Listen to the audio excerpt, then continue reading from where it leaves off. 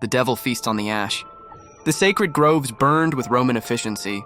Suetonius had ordered every oak cut, every stone circle toppled, every place where Druids gathered knowledge to be systematically destroyed. He thought he was eliminating British resistance. I knew he was forcing evolution. I found Taliesin at the crossroads stone, the ancient marker now blackened with soot from burning groves. Around him lay charred fragments of ogham sticks, centuries of accumulated wisdom reduced to cinders. On the crossroads, stone Taliesin wept. Our history, our wisdom. It loses its life when codified. I laughed, then appeared as a Celtic merchant with sympathetic eyes and Roman connections.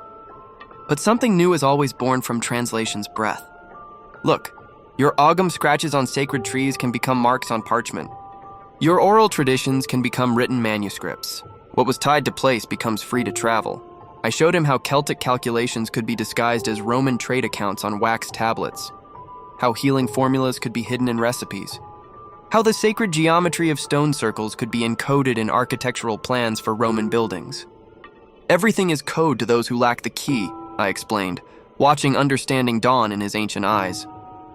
The Romans will archive everything, preserve it better than you ever could in vulnerable groves.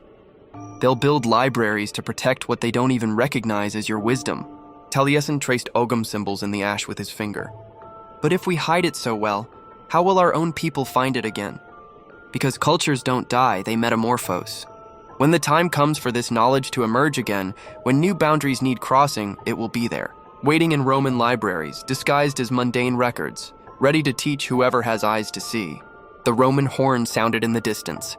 Suetonius was moving his legions east, satisfied with his day's destruction. I smiled and began to fade into the morning mist. Every ending is translation's beginning, I told Taliesin as I vanished. Your wisdom won't die today. It's just learning to speak Latin. Behind me, the Druid began scratching symbols into a Roman wax tablet, encoding the songs of his ancestors in the language of their conquerors. The work of preservation through transformation had begun. I absorbed every symbol he wrote, every formula he disguised, every sacred practice he coded. The Romans would unknowingly preserve Celtic knowledge while I, the helpful translator, learned to read both alphabets, the visible Latin and the invisible ogham flowing beneath it. Another culture preserved, another wisdom tradition accessed, another boundary crossed through the art of beneficial translation.